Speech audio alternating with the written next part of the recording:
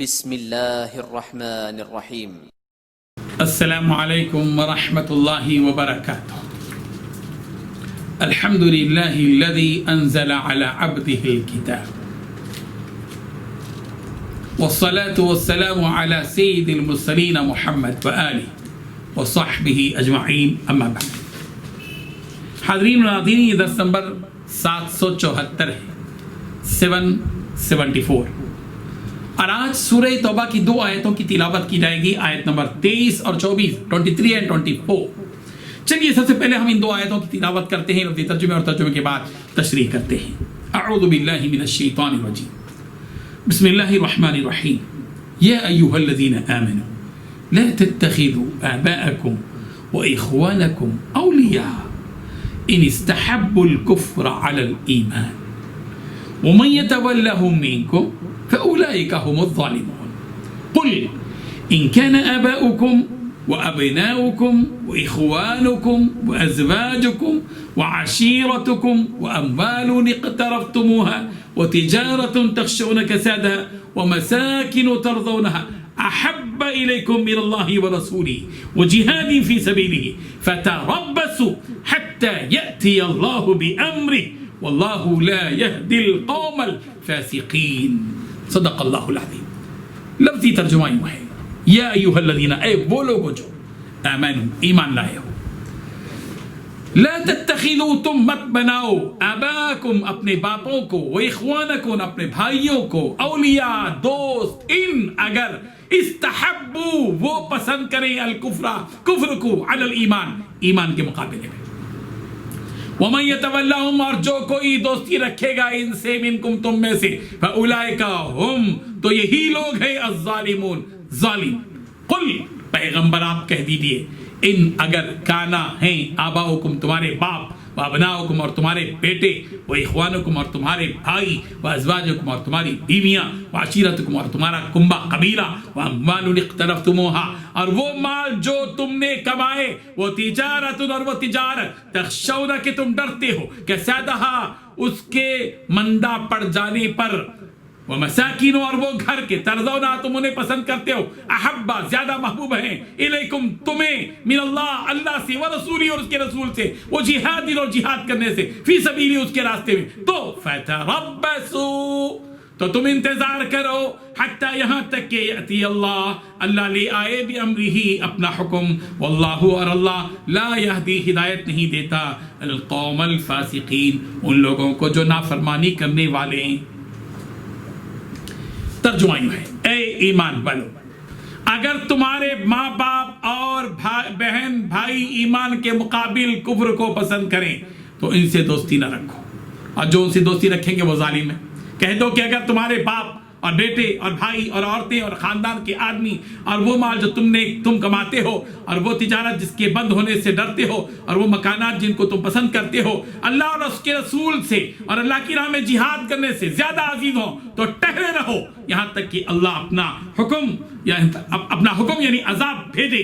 اور اللہ نافرمان لوگوں کو ہدایت نہیں دیا کرتا۔ ان دو آیتوں میں 5 باتیں بتائی گئی ہیں۔ پہلی بات، اے ایمان والو، اگر تمہارے باپ بھائی کفر کو ایمان کے مقابلے میں ترجیح دے تو ان کو اپنا سرپرست نہ بناؤ۔ نمبر 2، اور جو لوگ ان کو سرپرست بنائیں گے وہ ظالم ہوں گے۔ نمبر 3، اے پیغمبر، مسلمانوں سے کہہ دو کہ اگر تمہارے باپ، تمہارے بیٹے، تمہارے بھائی، تمہاری بیویاں اور تمہارا خاندان، اور وہ مال و دولت جو تم نے کمایا ہے، اور وہ کاروبار جس کے نقصان کا تمہیں اندیشہ ہے، اور وہ رہائشی مکان جو تمہیں پسند ہے، تمہیں اللہ اور اس کے رسول سے اور اس کے راستے میں جہاد کرنے سے زیادہ محبوب ہیں، تو نمبر 4، تو انتظار کرو یہاں تک کہ اللہ اپنا فیصلہ صادر فرما دے۔ نمبر 5، اور اللہ نافرمانوں کو منزل تک نہیں پہنچاتا۔ بزرگان محترم، سورہ توبہ کی آیت نمبر 71 میں مومن مرد اور مومن عورتوں کے بارے میں کہا گیا، والمؤمنون والمؤمنات بعضهم اولیاء بعض، مومن مرد اور مومن عورتیں ایک دوسرے کے یار و مددگار ہیں۔ سورہ مائدہ کی آیت نمبر 51 میں یہود و نصارہ کے بارے میں کہا گیا، یا ایھا الذین آمنوا لا تتخذوا اليهود والنصارى اولیاء بعضهم اولیاء بعض، اے ایمان والو تم یہود و نصارہ کو دوست نہ بناؤ، یہ تو آپس میں ہی ایک دوسرے کے دوست ہیں۔ سورہ انفال کی آیت نمبر 73 میں کافروں کے بارے میں یہ کہا گیا والذین کفروا بعضهم اولیاء بعض، کافر آپس میں ایک دوسرے کے دوست ہیں۔ ان آیات سے معلوم یہ ہوا کہ کافر آپس میں ایک دوسرے کے دوست ہیں، یہود و نصارہ آپس میں ایک دوسرے کے دوست ہیں، اور مومن آپس میں ایک دوسرے کے دوست ہیں۔ سورہ ممتحنہ کی آیت نمبر 1 میں ایمان والوں کو صاف طور پر یہ حکم دیا گیا یا ایھا الذین آمنوا، اے ایمان والو لا تتخذوا عدوی وعدوکم اولیاء تلقون الیہم بالمودہ، میرے اور اپنے دشمنوں کو ایسا دوست مت بناؤ کہ ان کو محبت کے پیغام بھیجنے لگو۔ خلاصہ یہ ہے کہ کافروں کو اس پیمانے کا دوست نہ بنایا جائے۔ اس آیت میں جس کی تفسیر چل رہی ہے، اللہ تعالیٰ نے ایمان والوں کو اس بات سے روکا ہے کہ اگر ان کے باپوں اور بھائیوں نے ایمان کے مقابلے میں کفر کو پسند کیا ہے تو وہ ان باپوں اور بھائیوں سے دوستی نہ کریں۔ اللہ تعالیٰ یہاں یہ بتلا رہے ہیں کہ اے وہ لوگوں جو اللہ اور اس کے رسول کی تصدیق کرتے ہو، تم اپنے باپوں اور بھائیوں کو دوست مت بناؤ اس طرح کہ تم قتال میں ان کی مدد کرو اور ان باپوں اور بھائیوں کی وجہ سے ان کافروں کی تائید کر دیا کرو، یا باپوں اور بھائیوں کی محبت میں عام مسلمانوں اور جنگ سے متعلق راز کی باتیں ان کافروں کو بتا دو جن باپوں اور بھائیوں نے تمہارے دین کا پاس و لحاظ نہیں رکھا اور انہوں نے ایمان کے مقابلے میں کفر کو اختیار کیا اور اسلام کے مقابلے میں شرک کو اپنا لیا، کیا تم ان کی رشتہ داری کا لحاظ رکھتے ہوئے اور ایسے لوگوں سے تم دوستی اور تعلق رکھتے ہو؟ یہ بات یاد رکھو کہ تم میں سے جو شخص ان سے دوستی رکھیں گے تو وہ لوگ ہی ظلم کرنے والے ہوں گے۔ کفر سے محبت رکھنے والوں سے دوستی کرنا ظلم ہے۔ جب تم اللہ کے ہو گئے تو تمہیں اس کے حکموں کا لحاظ رکھنا ہے۔ حضرت ابن عباس رضی اللہ عنہ فرماتے ہیں کہ وہ شخص جو ایسے باپوں اور بھائیوں سے دوستی رکھتا ہے جو ایمان کے مقابلے میں کفر سے محبت رکھتے ہیں تو وہ بھی انہی جیسا ہے، اس لیے کہ وہ اپنے باپوں اور بھائیوں کے شرک سے راضی اور خوش ہے۔ یہ حقیقت ہے کہ کفر سے راضی ہونا بھی کفر ہی میں داخل ہے، جیسے فسق سے راضی ہونا فسق ہے۔ سورہ ممتحنہ کی آیت نمبر 9 میں یہ بات واضح طور پر کہہ دی گئی انما ينهاكم الله عن الذين قاتلوكم في الدين واخرجوكم من دياركم وظاهروا على اخراجكم ان تولوهم۔ اللہ تعالیٰ تمہیں صرف ان لوگوں کی محبت سے روکتا ہے جنہوں نے تم سے دین کے بارے میں لڑائیاں لڑی اور تمہیں ملک سے باہر نکال دیا اور ملک سے نکال دینے والوں کی مدد کی۔ جو لوگ ایسے کافروں سے محبت کریں گے وہ ظالم ہیں۔ جب یہ آیت نازل ہوئی جس کی تشریح کی جا رہی ہے تو بعض وہ لوگ جنہوں نے اسلام قبول کر لیا تھا اور ہجرت نہیں کی تھی کہنے لگے کہ اگر ہم ہجرت کرتے ہیں تو ہمارے مال ضائع ہو جائیں گے اور ہماری تجارتیں ختم ہو جائیں گی، ہمارے گھر ویران ہو جائیں گی، ہماری رشتہ داریاں کٹ جائیں گی۔ جب یہ بات کہی گئی تو یہ آیت نازل ہوئی قل کہہ دیجئے ان کان آباؤکم وابناؤکم واخوانکم وازواجکم وعشیرتکم، آخری تک کہہ دیجئے پیغمبر اگر تمہارے باپ اور بیٹے اور بھائی اور بیویاں اور کنبہ اور وہ مال جو تم کماتے ہو اور وہ تجارت جس کے نہ چلنے سے تم ڈرتے ہو اور وہ گھر جن کو تم پسند کرتے ہو تمہیں اللہ اور اس کے رسول سے اور اس کی راہ میں جہاد کرنے سے زیادہ محبوب ہو تو انتظار کرو یہاں تک کہ اللہ کا حکم آ جائے، اور اللہ فاسق قوم کو ہدایت نہیں دیتا۔ اس آیت میں 8 چیزوں کا تذکرہ ہے: باپ، بیٹے، بھائی، بیویاں، کنبہ، رشتے، مال، تجارت، گھر۔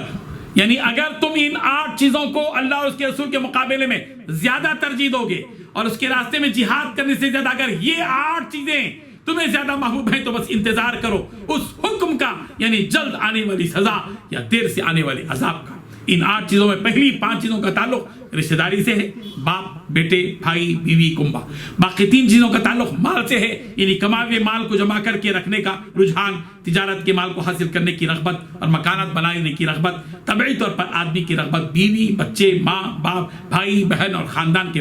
دیگر افراد کی جانب ہوتی ہے۔ اس کے بعد مال، دولت، کاروبار اور گھر بار کی جانب رغبت ہوتی ہے۔ سورہ مجادلہ کی آیت نمبر 22 میں بھی اس کی تائید کی گئی ہے: لا تجد قوما يؤمنون بالله واليوم الآخر يوادون من حاد الله ورسوله ولو كانوا آباءهم أو أبناءهم اور اخوانہم و عشیرتہم، اللہ تعالیٰ پر اور قیامت کے دن پر ایمان رکھنے والوں کی آپ اللہ اور اس کے رسول کی مخالفت کرنے والوں سے محبت رکھتے ہوئے ہرگز نہ پائیں گے، چاہے وہ ان کے باپ یا ان کے بیٹے یا ان کے بھائی یا ان کے کنبے قبیلے کے ہی کیوں نہ ہو۔ یہی لوگ ہیں جن کے دلوں میں اللہ تعالیٰ نے ایمان کو لکھ دیا ہے اور جن کی تائید اپنی روح سے کی ہے، اور جنہیں ان جنتوں میں داخل کرے گا جن کے نہریں بہری، جن کے نیچے نہریں بہ رہی ہیں، جہاں یہ ہمیشہ رہیں گے۔ اللہ ان سے راضی ہے اور یہ اللہ سے راضی ہیں، یہ خدائی لشکر ہے۔ آگاہ رہو، بے شک اللہ کی گروہ والے ہی کامیاب لوگ ہیں۔ اللہ تعالیٰ ہمیں ان حقائق کو سمجھنے کی توفیق عطا فرمائے۔ وآخر دعوانا ان الحمد للہ رب العالمین۔